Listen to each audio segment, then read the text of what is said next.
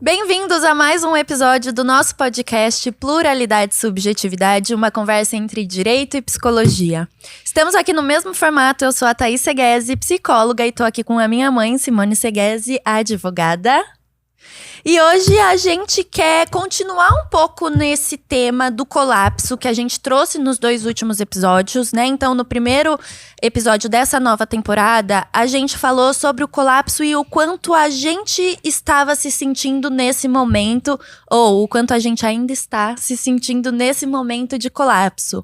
Abrimos com vocês algumas das nossas dores, alguns dos nossos incômodos e como que foi esse processo de colapso para nós duas. E foi muito interessante a quantidade de mensagens e de visualizações que a gente recebeu, que fez a gente até parar para pensar o quanto as pessoas se identificaram com a gente, também estão colapsando nesse momento da vida, mas também a gente se questionou se foi um choque olhar para nós duas e entender que a gente estava colapsando, e até pensando nessa sociedade, né, que a gente está cada vez mais voltada para as redes sociais e mais afastados da vida real, em que ninguém posta os reais sofrimentos da vida. Nós duas sentarmos aqui e conseguimos passar isso para vocês de uma forma real, de uma forma como nós realmente estamos sentindo, estávamos nos sentindo naquele momento. A gente ficou pensando que talvez esse também tenha sido um ponto de interesse, né, mama? Sim. Oi, pessoal. Vamos continuar trabalhando esse tema, porque seja por uma razão, seja pela outra, despertou interesse e acho que a gente pode ajudar muito mais gente falando tanto de nós quanto das nossas pesquisas sobre o assunto, né? Sim, e acho que lá no consultório, principalmente, aparece muito essa ideia das pessoas colapsando e das pessoas nesse conflito interno, né? Então, a minha visão é que todo mundo tá colapsando, por mais que vocês aí não queiram acreditar ou talvez olhar para isso com muita atenção, mas eu tenho certeza que se você parar um pouquinho, você vai encontrar um momento da sua vida em que você também colapsou. O segundo episódio dessa nossa temporada, a gente trouxe uma especialista que falou sobre o estresse de uma forma muito clara, eu acho, né, mama? Técnica, né? Muito técnica, que foi a Angélica Sadir, né? Então ela esteve aqui com a gente para passar todo o conhecimento dela pra gente. Eu achei uma conversa maravilhosa e muito esclarecedora. Então, quem não ouviu, convido a voltar e assistir os 2 episódios antes de escutar esse aqui que a gente vai começar hoje. Para iniciar, e antes de passar a palavra à minha mãe, eu queria ler um poema do Rumi, também conhecido como Rumi de Bhaktru, um poeta místico persa de 1200 e tcharará, muito, muito antigo, e o poema chama A Ferida é o lugar por onde a luz entra em ti. E ele diz assim: onde há ruína, há esperança de um tesouro. A ferida é o lugar por onde a luz entra em ti. Não te afastes da dor, olha para ela e aponta. Aquilo que te fere também te abre. É através da fenda que o coração aprende a ver. A dor não veio para te punir, veio para te despertar. Confia, tudo que te parte também te prepara. E eu acho que é mais ou menos como a gente tem se sentido, né, mama? A partir daquele colapso que foi algo que nos partiu, que gerou uma certa ruptura, acho que hoje a gente se sente mais preparada para viver essa nova vida, né? Sim, muito bem. Olhando em retrospectiva, a gente consegue perceber que o colapso, a gente tem alguns colapsos ao longo da vida, mas eu nunca tinha tido um como esse. E olhando agora daqui da onde eu estou para trás, embora eu não esteja plenamente recuperada, eu entendo os benefícios desse colapso, né? Então, quando a gente está lá no olho do furacão, a gente está naquela dramatização, naquela, acho que é drama mesmo, né? De acho que muito próximo autopiedade. Também do nosso sofrimento, né? Não sei se a gente só pode chamar de drama, porque realmente ali estava muito dolorido. Sim, né? sim. E a gente não entende muito algumas possibilidades que estão nascendo naquele momento, como, por exemplo, a escuta do próprio corpo, né? Que eu acho que é o tema da nossa fala de hoje, voltando naquela ideia do Nietzsche, de que o nosso corpo nos avisa, né? O nosso corpo fala, e que às vezes a gente não ouve, e eu não ouvi, e eu não sei ouvir muito bem o meu corpo, e estou aprendendo agora. Quer dizer, é um movimento novo que surgiu, que só pode ser positivo para mim, porque a partir dessa experiência eu pude ressignificar todas as minhas ações, os compromissos que eu vou assumindo, e o quanto o meu corpo pode ter me avisado antes de que ia pifar e eu não percebi. Então eu acho que é fundamental a gente trabalhar essa questão, além da gente puxar o gancho de falar que a gente ainda não está plenamente recuperada. Eu não estou plenamente recuperada, eu não sou como eu era, e talvez eu nem seja nunca mais a mesma pessoa que eu era em 2024 do que sou agora no final de 2025, depois do colapso do começo do ano. Sim, com certeza isso modificou a gente de alguma forma, né? Eu acho que é essa ideia mesmo da gente pensar, eu acho que em algum momento próximo ali do colapso, quando eu tava ali naquele sofrimento muito próxima das questões, dos meus problemas, eu achar que depois que eu entendesse, tudo clarearia rápido e eu entenderia que a vida é ótima, felicidade plena e uhul.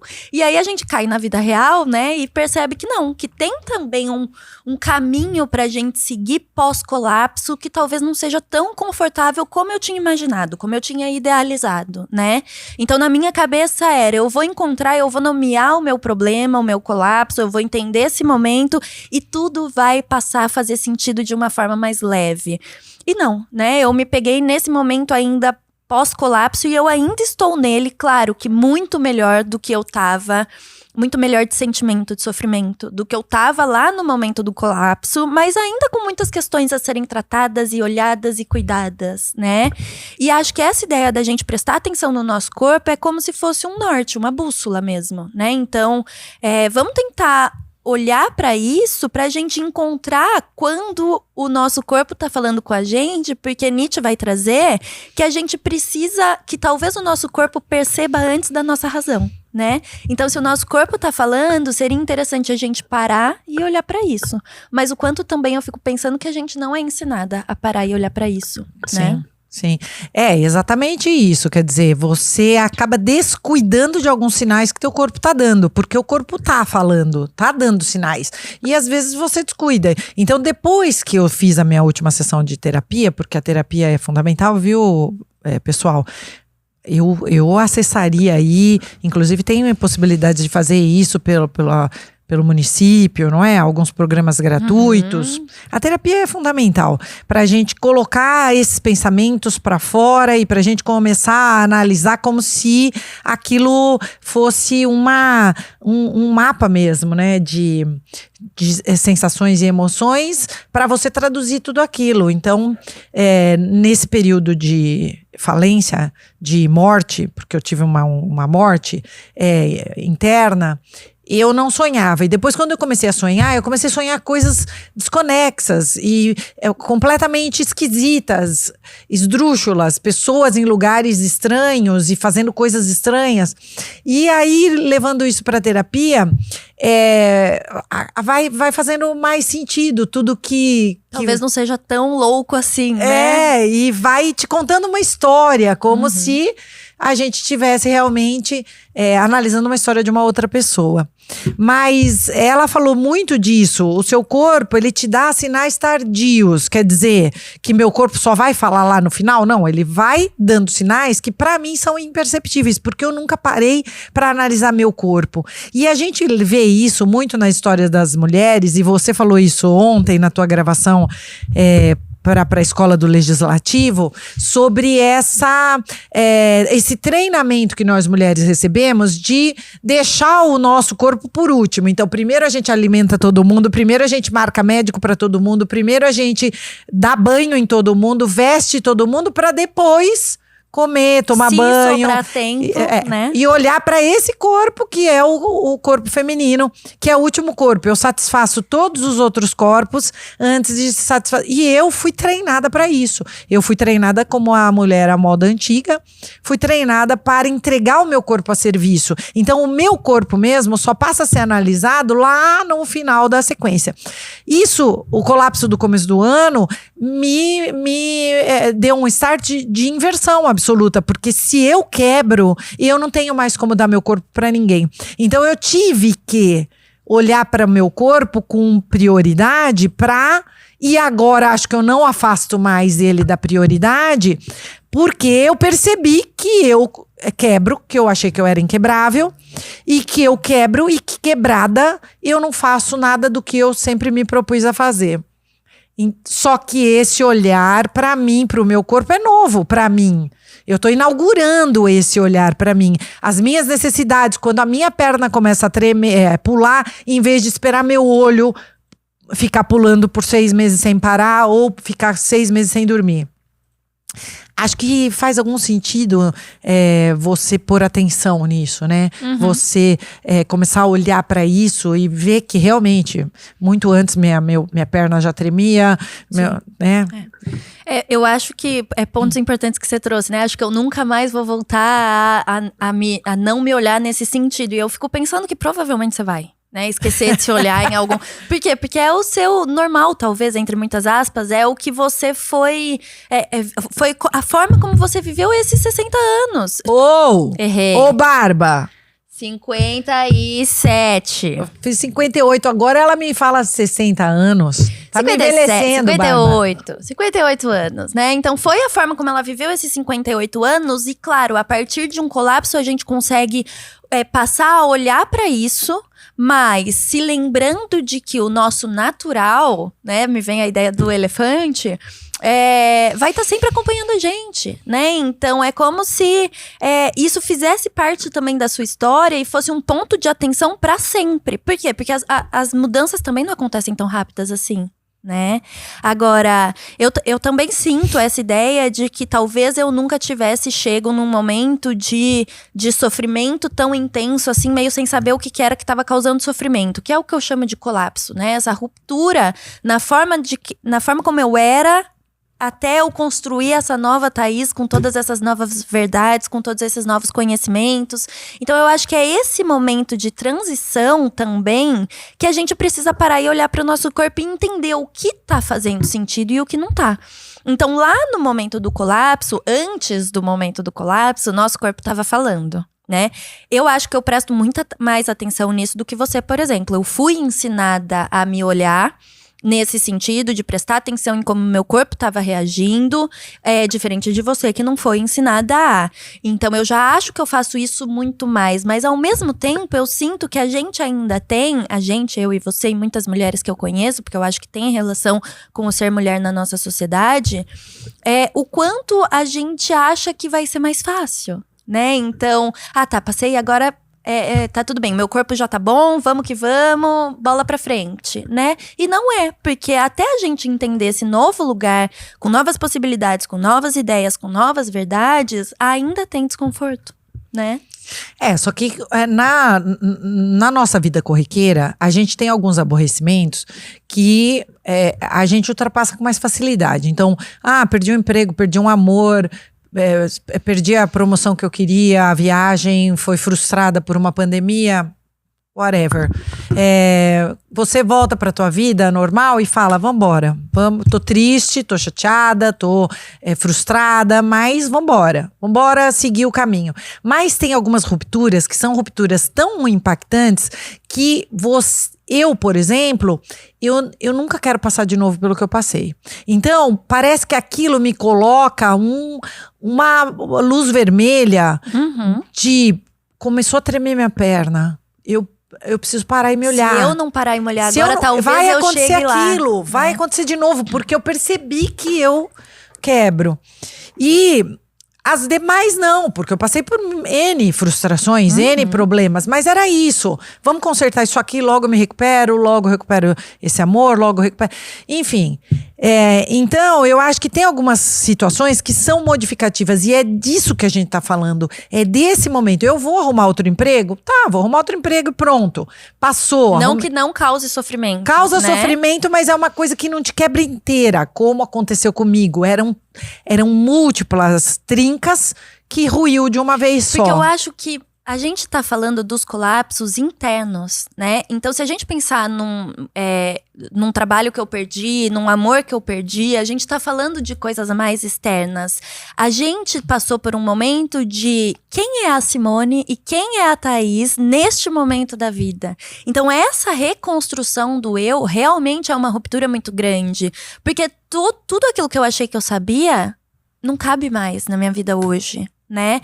E aí, o quanto a gente precisa de força também pra assumir esse lugar de talvez eu não saiba tanto assim sobre mim, ou talvez eu não estava vivendo do melhor jeito que eu poderia viver, porque eu colapsei, porque eu tive um momento de ruptura.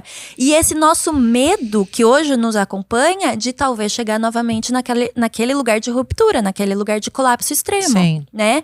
Então é como se a gente levantasse muitas bandeiras vermelhas agora de eu preciso observar mais meu corpo. É a sua bandeira, né? Tá aí, vai acompanhar você para que você tente se afastar desse momento de colapso, né? Não significa que a gente vai conseguir, óbvio, porque podem ter outros momentos em que a gente vai colapsar, talvez com outras coisas, talvez de outra forma, né? Porque a gente já não é mais a mesma daquele momento, mas a gente vai estar um pouco mais esperta nesses pontos que a gente encontrou como essenciais. Né? Sim. A gente vê muito isso, você deve ver muito no consultório e eu no escritório, de pessoas que apostaram num amor, quebraram as pernas e dali 1 ano, 2 anos já estão de novo apostando num amor, da mesma forma que fizeram lá, abandonaram o trabalho para se entregar 100% naquele relacionamento. E aí você pensa, não aprenderam nada com o que aconteceu. Por quê? Porque não foi realmente uma quebra total, talvez?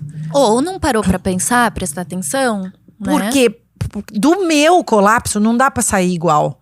Porque é tão assustador voltar naquela situação que te modifica de uma forma absoluta e irrevogável. Então, quando você... a gente vê que há pessoas que constantemente repetem padrões, que são padrões ruins, que são padrões que vão desembocar naquele lugar que ela trincou. Sim. Que ele trincou. E continuam apostando. Então, eu não sei diferenciar. Eu não sei se isso tem diferença entre pessoas, ou se tem diferença entre situações, ou você age de uma forma, você se comporta... Depende quais são as situações mais importantes para você, né? Aquilo quebra e de uma forma modificativa, para mim, não. Então, o que é que modifica a Simone dessa forma? O que é que faz ruir tudo e para renascer? Sim. Pra mim, e o que faz ruir pra você, ou o que não ruir porque a pessoa tá sempre naquele ofurô de cocô e não sai daquilo. E já tá quentinho, gostosinho, já conheço o cheiro, vamos ficar aqui mesmo, né? Agora, eu acho que tudo isso que você trouxe só aconteceu, essa mudança, porque a gente parou e olhou pra gente. Né? A gente parou e conseguiu olhar pra gente nesse lugar de seres humanos normais, comuns, que sofrem, que choram, que se desesperam em alguns momentos, né? E claro que com muita análise, né? Com muita terapia aí pra gente conseguir olhar pra tudo isso de uma forma mais tranquila e mais leve. Mas eu acho que se a gente não para pra olhar, a gente acaba por repetir as mesmas coisas, né? Então eu tenho certeza que em muitos momentos desses seus 58 anos, você não olhou o seu corpo. E foi só agora, com 58 anos, que você percebeu a importância de não se esquecer nesse lugar. De não deixar passar um incômodo que o seu corpo tá falando, né? Então, olha a demora, se a gente for pensar. né? Talvez se você tivesse descoberto isso antes, e claro, tô viajando porque não tem como a gente saber como seria, talvez você tivesse evitado muitas coisas, né? Se eu tivesse tido alguma ruptura como essa antes, eu poderia ter percebido, Simone, você quebra, hein?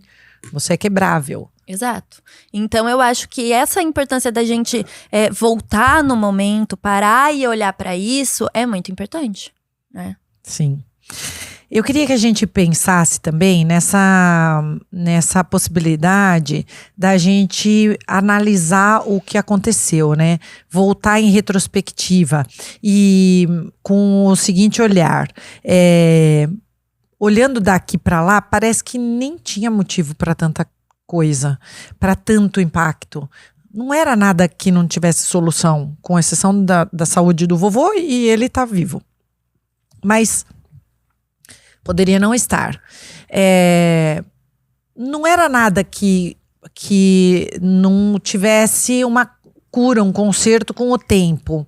E aí, olhando da agora, que eu ainda não tô 100%, para lá, pro passado, eu fico pensando o quanto a gente deixa o caldeirão, tá com a água fervendo, e aquilo, uma gota que caiu ali, causou toda a explosão. E eu lembrei do livro que eu tô lendo agora, que é O Quarto de Giovanni, que é do Baldwin. Ele é um escritor preto, americano, que nasceu em 1920, e ele conta, esse Quarto de Giovanni é uma história bem autobiográfica. Ele conta do relacionamento homossexual que ele teve, porque ele era gay nesse ano de 1930, 40, que eram anos super... Terrível. Sim, além do preconceito de raça, o preconceito da opção sexual. E a história meio que acontece assim, quer dizer, eles são gays num país preconceituoso, saem de lá e vão para a França, que também tem um preconceito bem velado, menor do que nos Estados Unidos, mas velado, e estão vivendo nesse caldeirão de dor. Então ele já estava na água fervendo. E aí as coisas começam a acontecer e causam a grande explosão. Então, uma perda do emprego, uma dúvida sobre um relacionamento amoroso é o que causa a grande explosão. Então, eu fico pensando, olhando daqui para o meu colapso, eu fico pensando que não foi uma coisa que aconteceu, foram muitos descuidos. Era isso que eu tava anotando, né? Que talvez não tenha sido o fim da relação que causou o colapso, e sim tudo que já tinha dentro desse caldeirão. Exato. Então você não... o que eu cheguei à conclusão é que eu não descuidei por um minuto de mim. Eu descuidei por muito tempo. Muitas coisas foram colocadas nesse caldeirão que já estava em ebulição, e por isso é que é tão difícil de curar. Porque agora eu ainda não tô bem. Por quê? Porque eu tenho que pegar uma por uma das coisas que estão dentro dessa água fervendo e bota aqui. Olha aqui, Simone. Olha pra isso. Não quero olhar. Quer sim? Porque se você não quiser olhar, ela vai continuar lá dentro do caldeirão borbulhando. Exatamente. E aí tá, a gente já conseguiu esvaziar um pouco do nosso caldeirão a partir de algumas coisas que a gente já foi trabalhando internamente e etc.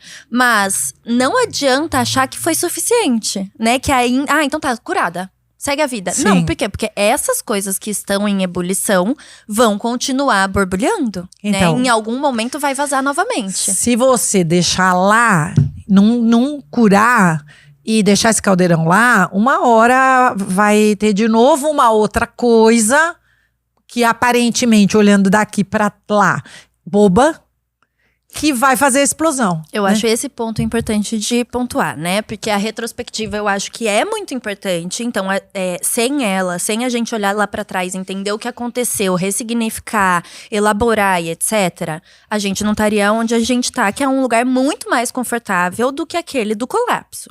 Mas eu sinto também que as retrospectivas são muito perigosas em algum lugar. Por quê? Porque parece, senão você fica se culpando porque você teve um surto, entre muitas aspas, lá atrás, no momento do colapso. Lá atrás estava muito difícil pra você. E hoje, sabendo tudo que você sabe, com todas as elaborações que você já fez, com todas as ressignificações que você já fez, hoje parece bobo olhar pra trás. Mas lá atrás não era bobo. Lá atrás era uma grande coisa. Então, o paralelo que eu tô fazendo vamos pensar nos relacionamentos violentos, né? Então, é muito comum no consultório chegar uma mulher vítima de violência, que terminou uma relação, que conseguiu sair da relação violenta e falar pra mim, eu fui muito burra. Por quê? Porque tinha sinais que ele ia me espancar. E aí eu penso, ok, talvez a gente tivesse mesmo como identificar alguns comportamentos agressivos dele, mas hoje, a partir do resultado que você teve, da certeza de que ele te bateu, fica muito fácil mesmo olhar lá pra trás e pensar, que burra que eu fui que eu acreditei nesse homem. Mas é hoje, sabendo tudo que você sabe, passando por tudo que você passou, né? Então, quando a gente se afasta do problema, fica realmente mais leve, mais fácil da gente olhar. Não significa que quando a gente estava passando por lá, era uma coisa pequena, né? Sim. Então eu acho que esse cuidado que a gente tem que ter com a gente, de carinho mesmo, de… talvez eu tenha feito uma tempestade em copo d'água, talvez. Mas naquele momento, foi tudo que eu consegui. E eu não sabia tudo que eu sei. Eu não sabia que a Simone quebra, eu não sabia… Hoje, olhando, claro que a Simone quebra. Sim. Claro que a Simone precisa cuidar dela. Claro que a gente precisa cuidar da gente mesmo antes de cuidar de um outro, né? Tá, hoje… Depois de elaborar, depois de trabalhar, depois de pensar. E lá? Né? Então, eu acho que esse cuidado pra gente não se colocar num lugar mais violento com a gente mesmo, de maior culpa, de maior pressão, é muito importante. Não significa que a gente vai passar a mão na nossa cabeça também. Né? Então, é olhar com responsabilidade, sem culpabilização. Sem a gente se culpar. Sim. Né? Sim. Eu tenho uma coisa muito curiosa da minha formação, da minha vida, que veio à tona agora, nesse momento. Eu sempre escrevi em diários. Eu lembro. Teve uma época, assim, que que eu era muito jovem, 11, 12 anos, e eu fazia os diários e eu contava… eu fazia um paralelo entre o que estava acontecendo comigo e uma personagem, porque eu sempre gostei de ler. Então, tem muita coisa do Mágico de Oz. Eu peguei alguns textos muito interessantes de uma criança escrevendo. Pra eu ler. Sério, vou querer. E eu colava o papelzinho, por exemplo, nós fomos no restaurante e tirava ali o papelzinho do restaurante. E eu me peguei escrevendo. No meio eu tive medo de morrer. E aí, eu me peguei escrevendo pra vocês. Pra contar. Dá uma cortada aí, Barba. Não precisa cortar. Tá tudo bem, uai. Desculpa, gente. Medo de morrer acontece. Não morreu, tá viva. E o medo de morrer é importante falar porque você estava colapsando. E tá tudo bem colapsar. Não tem problema. Aí a outra chora junto. Ai, pronto! Ah, Deus! Peraí. Gente, todo mundo tá chorando porque a outra aqui começou a colapsar. Vai lá limpar sua cara enquanto eu falo. Eu, o Barbie e ela derramamos lágrimas num momento em que ela tava voltando e revivendo aquele ponto de colapso dela. Então, essa é a vida real, né? A gente começa a contar da nossa vida porque a gente tá aqui de verdade falando o que a gente sente. Ela tava contando dos momentos em que ela, na infância dela, pegava os diários e escrevia, ia fazendo um paralelo com as leituras dela e com a vida real que ia acontecendo. E nesse momento do colapso que ela teve no começo do ano, ela voltou a escrever.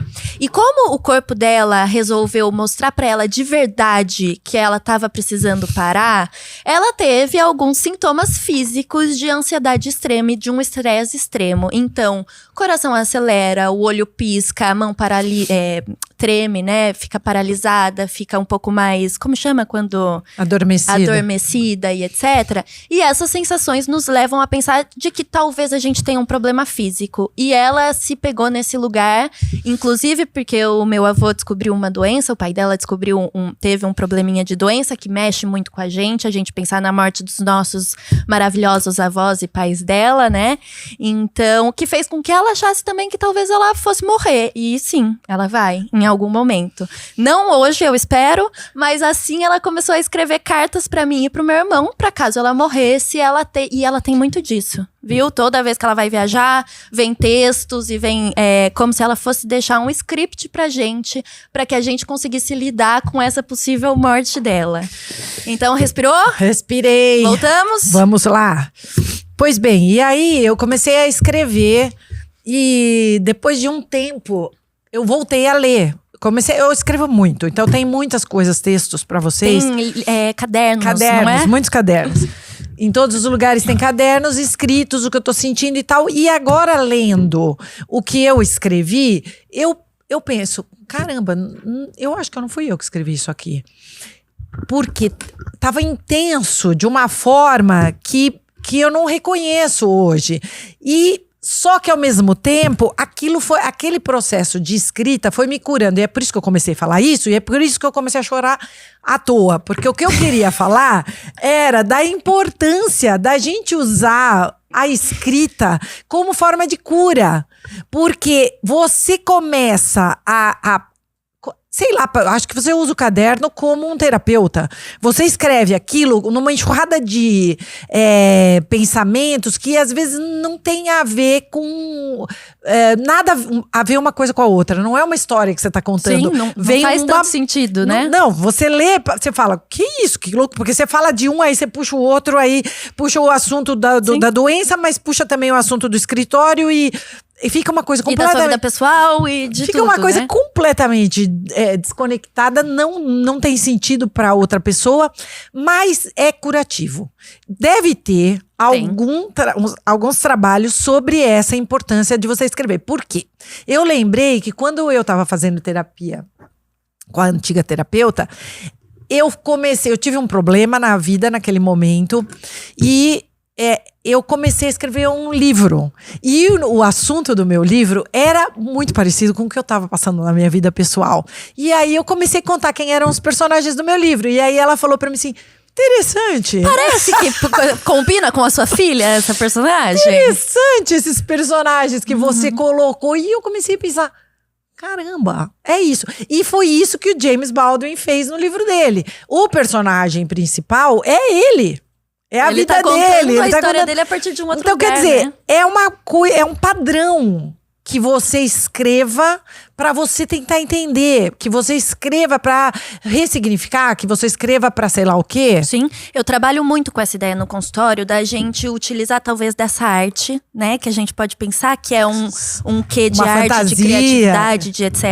Não necessariamente a escrita, porque tem paciente meu, por exemplo, que não se sente bem escrevendo, mas o que eu acho que é o ponto principal que você traz é o quanto aquilo era para você.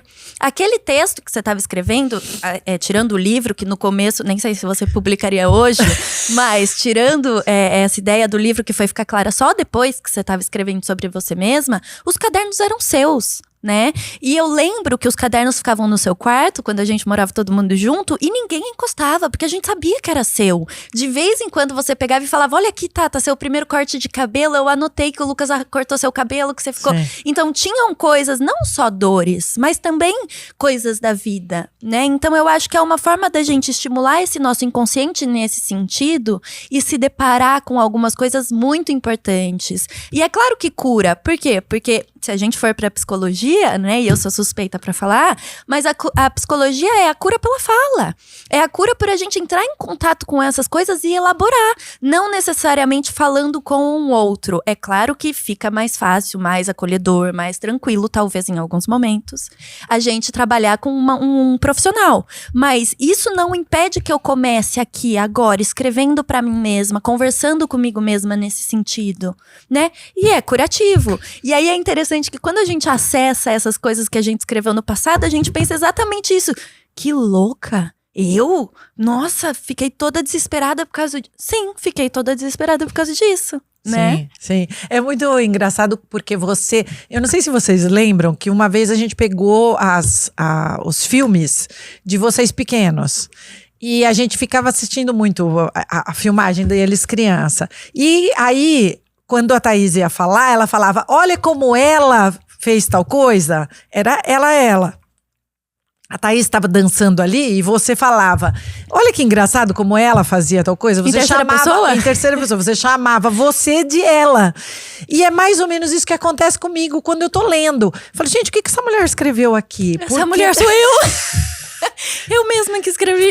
Às vezes eu penso, mas alguém pegou meu caderno. Mas isso é muito interessante porque você não é mais aquela mulher. Exato. Eu não era vendo o vídeo mais aquela criança, Exato. né? Então, é interessante a gente se olhar e também é um convite que eu faço no consultório para as pessoas que se cobram muito, se culpam muito, se olham com muita pressão de contar a própria história em terceira pessoa. Sim. Né? Porque isso muda muito. Eu tenho certeza que o Baldwin e você, no seu livro, foram se olhando nesse lugar também, né? Então, eu acho que é importante esse momento pra gente pensar como que eu consigo começar a cuidar de mim hoje nesse lugar, né? Porque se eu falo da Thaís em primeira pessoa, eu vou falar com cobrança. Eu ainda sou, Não, e eu falo eu às ainda vezes sou com mais aquilo, cobrança, né? De, nossa, começou boba, começou… Tá, conta a sua história em terceira pessoa. Como você lidaria com um outro. Como você contaria a história do outro, Sim. né? Normalmente a gente é mais carinhoso. Exatamente. E eu acho que é uma dica, porque a gente sempre fica pensando, né? O que de prático pode sair desse podcast? O que para quem tá ouvindo, o que de prático pode… O que de prático eu posso falar que me ajudou, né? E a escrita é além de conversar com outras pessoas, além de fazer terapia. Além de chorar. Eu sou uma pessoa privilegiada, eu não choro nunca. Por isso que quer cortar o vídeo quando começa a chorar. Eu não choro nunca e chorei muito nesse último semestre. E chora, porque a Simone lá de trás achava que não chorava nunca. A Simone de agora já sabe que chora. Sabe que chora pra caramba. Raro, mas chora. Raro, mas chora, sim. E eu sou o oposto e acho que Barba também, né? Porque a hora que começa a escorrer uma lágrima aqui, o outro já começa a chorar ali também.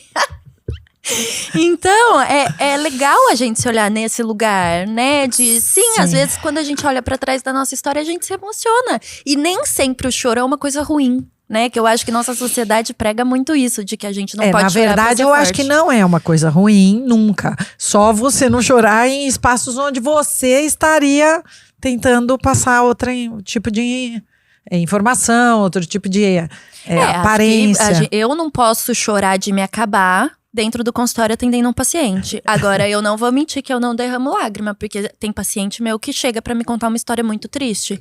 De um abuso, de um aborto, de uma perda de alguém muito amada. E às vezes lágrimas escorrem. Por quê? Porque sou humana. Né? Claro, não afeta o meu trabalho. O paciente não tem que levantar e me trazer lenço. Ele que vai te acudir. Mas também não sou um robô. Também não sou uma pessoa que consegue estar a todo momento na pose pronta pra trabalhar, né? Eu acho que até a gente, quando a gente se humaniza, a gente melhora. Com certeza, né? Melhora. Com certeza. O que não quer dizer que seja uma situação que a gente gosta de atravessar, exato. De alguma forma. Agora, eu acho que um ponto que a gente precisa voltar um pouquinho é o quanto é importante a gente olhar para o nosso corpo, né? E eu acho que é legal a gente trazer a diferença entre eu e você nesse sentido de permissão para cuidar do próprio corpo, porque eu tive muito isso, né? Então, eu lembro da época que eu menstruei, da TPM, etc., que eu acho que ali para mim ficou mais claro que realmente em alguns momentos eu tinha que conseguir sair e escutar esse meu corpo, né? E você sempre me chamou a atenção pra isso de… O que é essa sua cara feia? Thaís, por que você tá com essa ruga aqui tão exposta, né? Por que você tá estressada? Por que você foi grossa com seu irmão? Olha o jeito como você falou com a sua avó, com a sua tia, com a sua mãe, né? Então, e me questionando e fazendo eu olhar por que essas minhas reações estavam extremas, talvez, ou… Não sei se extrema é a palavra, né? Mas por que eu tava tendo esse tipo de reação? E o que eu estava precisando de verdade? E aí, a partir disso, a gente foi tentando entender. E depois eu, enquanto adulta, fui tentando me perceber nesse sentido. Mas eu acho que o mais importante é a gente se permitir. Né? Eu tive essa permissão e você não. Então, o quanto, quando você traz essa ideia de que o seu corpo te mostra tardiamente, eu fico pensando… você também nunca se foi permitida, né? Você nunca se permitiu e você nunca foi permitida a olhar desde o começo. Eu percebo, meu maxilar começa a doer da minha mordida, eu sei que eu tô ficando estressada, eu sei que eu tô trabalhando muito, eu sei que eu tô preocupada com a palestra, eu sei que eu tô... E aí eu vou voltando pra mim e tentando entender esses grandes porquês do meu maxilar estar dolorido. Que aí né? você vai tirando esse elemento do teu caldeirão fervendo pra mexer com um por vez. Um por vez. Então eu tô isso. estressada pela palestra, eu já não tenho conteúdo suficiente. Você já não fez a palestra, você não tá antecipada, então pronto, um problema saiu de dentro do caldeirão. Ou realmente tô trabalhando muito e tô cansada, então vou tirar Vamos um final fazer de uma semana, pausa? eu vou pro meio do mato, porque isso foi algo que eu descobri também, que eu gosto muito da natureza, que é um lugar que me volta, que me A terra. prende à terra, eu entro de novo em mim mesma, né? Então, eu acho que é outra forma prática, né? Então, a segunda prática Dica que a gente prática. vai trazendo é parar e prestar atenção no nosso corpo, porque ele tá falando a todo momento, né? Então, a mão suar, a gente pode pensar em inúmeras coisas. O extremo foi esse olho piscando, coração acelerado, sensação de morte. Apareceu. Mas e antes o que tinha? Uma perna balançando de ansiedade, uma falta de sono, porque você não estava dormindo, você não estava sonhando, que é Sim, algo o que dente. sempre aconteceu, né? O ranger do O dente. ranger do dente. Então eu acho que são pontos de atenção pra se a gente não quer colapsar, se a gente não quer chegar nesse lugar de desconforto extremo. Né? Eu lembro que uma vez nós fizemos um episódio com alguma coisa muito parecida com isso. E aí teve um comentário de alguém que viu só aqueles shorts, aquelas pequenininhos que a gente põe no, e falou assim: muito fácil para duas madames ficarem falando que a gente precisa olhar para o nosso corpo. E eu voltei o episódio e eu vi que a gente fala, gente, o que a gente tá falando é realmente muito elitizado, mas dá para você, enquanto você tá caminhando para pegar seu ônibus, você olhar um pouco a natureza, você respirar com um pouco mais de calma, tomar um banho um pouco mais demorado, passar um óleo no corpo, ouvir uma música, tentar fazer. Claro que cada um no seu, na sua possibilidade de mundo, e eu sinto muito que nem todas as pessoas possam ter acesso à terapia, possam ter acesso à praia. Exato, sinto muito, trabalho muito por isso, pela igualdade, mas realmente tenho que reconhecer que nós duas temos uma vida privilegiada. Mas eu acho que a ideia é você perceber que determinadas pessoas podem estar te contaminando. Então, de repente, não depende de dinheiro você sair de perto de uma pessoa que te impacta negativamente, ou se aproximar de uma pessoa que te traz doçura, que te traz paz. Que te aterra nesse sentido, né? Que te faz voltar então, para você. Eu olho pra minha vida. Então, tem algumas pessoas me dizem, eu vou lá na Umbanda e eu saio leve, feliz. Vai Ótimo. mais na Umbanda, então, ou conversa com o pastor, ou conversa. Quer dizer, tem coisas que a gente pode fazer ao observar a nossa dor, que não custa dinheiro. Um amigo ali do bairro, que seja uma pessoa agradável, positiva, que você possa fazer uma troca significativa, né? Tem formas também de você... Sim, mas também a gente precisa querer procurar essas formas, né? De novo... Sim, o nosso mundo é terrível, é super desigual, não deveria ser assim na minha visão. Luto todo dia pra tentar e me culpo muitas vezes por ter a vida privilegiada que tenho, porque não entendo por que isso aconteceu comigo e não com meu amiguinho do lado. Mas eu lembrei que no domingo passado, eu tava no trânsito e te mandei a foto da lua. E aí você falou... Thaís, com todo esse trânsito, você tá vendo a lua? E eu pensei, nossa, mano, é verdade, eu tava nem preocupada com o trânsito, porque a lua cheia tava ali do meu lado olhando pra mim. Então, no ônibus dá pra você ver a lua. Benditos os que olham pra lua em vez de reclamar do trânsito. Que a lua é meu lugar, a lua sempre foi sua. Exato, quase minha. Mas o que é que você consegue observar na sua realidade, na sua vida, no seu momento, que vai fazer você cuidar de você nesse sentido, né? Porque são formas de ver a vida. Né? Eu podia estar olhando para o trânsito e reclamando do trânsito. Eu tava com pressa, eu tava querendo chegar na minha casa, eu tava um monte de coisa. Era obra, é um inferno, todo mundo buzinando. O que eu fiz? Liguei a minha música e olhei a lua. E lá fiquei o tempo que foi necessário. Porque ia adiantar também eu me estressar mais. Sim. Às vezes a gente faz escolhas ruins também, quando a gente está assistindo alguma coisa, ouvindo. Quer dizer, se todo mundo tem um celular disponível, um fone de ouvido, por favor, tudo que vocês forem ouvir em público tem que ser num fone de ouvido, porque o coleguinha pode ficar bravo e não querer ouvir aquilo.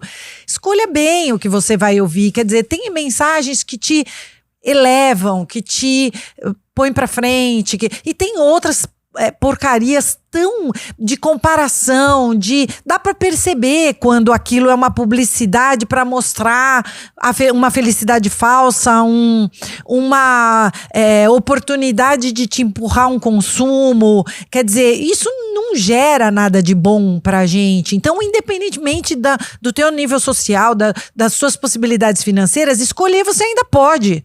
Escolher, acho que dá, para escolher o que você vai escutar, a música que você vai ouvir, um podcast que você vai escolher. O livro que você vai ler, os blogueiros que você vai seguir, os influencers que você vai olhar, né? Então eu acho que tudo isso é uma escolha. Agora, o quanto a gente tá pronto para escolher, né? E o quanto a gente tá atento para fazer essa escolha, porque a gente tá sempre escolhendo. Mesmo quando a gente não escolhe, a gente escolhe. Principalmente quando a gente não escolhe. Aí é que a gente faz as piores escolhas, porque a gente deixa na mão do outro escolher por nós. Exato. Então, eu acho que era isso. A gente olhar para essa ferida, para essa ruptura, como uma abertura e não como um fim. Né? Como um momento de aprender com a gente mesma, reconhecer alguns dos nossos limites, das nossas verdades, reestruturar tudo isso e seguindo nesse sentido, sem aquela falsa ideia que eu, Thaís, coloquei de que depois do colapso o sol estaria lá no céu, né? Então a gente pode pensar literalmente nessa ideia. Quando vem uma tempestade, no outro segundo já tá tudo sol, praia sequinha, cadeira da praia deliciosa pra você sentar. Sim. Ou ainda tá tudo molhado, algumas nuvens no céu, algumas árvores caídas, né? Então, algumas coisas que você teve que abrir mão, mortes que tiveram que acontecer, e você tem que viver aquele luto da perda do teu trabalho, do teu amor, da tua… a Simone que morreu, sim, eu tô enterrando ela ainda mesma, ao mesmo tempo. Da morte de mim mesma. Exatamente. De tempos em tempos eu enterro uma parte que eu não quero mais e que realmente morreu, e mesmo que eu quisesse já era. Já não tenho mais como voltar. ressuscitar. Sim. Então eu acho que não é sem dor essa recuperação, mas ela tem muitos elementos positivos, muitos elementos de transformação genuína, se você aproveitar isso para esvaziar esse caldeirão e cuidar para não deixar esse caldeirão encher de novo, né? A ponto de explodir, né? Acho que eu finalizaria com, de novo, o poema do Rumi, só o finalzinho, que ele fala: confia, tudo que te parte também te prepara. Acho que é isso, né? Maravilhoso. Que episódio, hein? Novidade por aqui pra vocês. Essas somos nós. Um beijo e até o próximo. Tchau, tchau.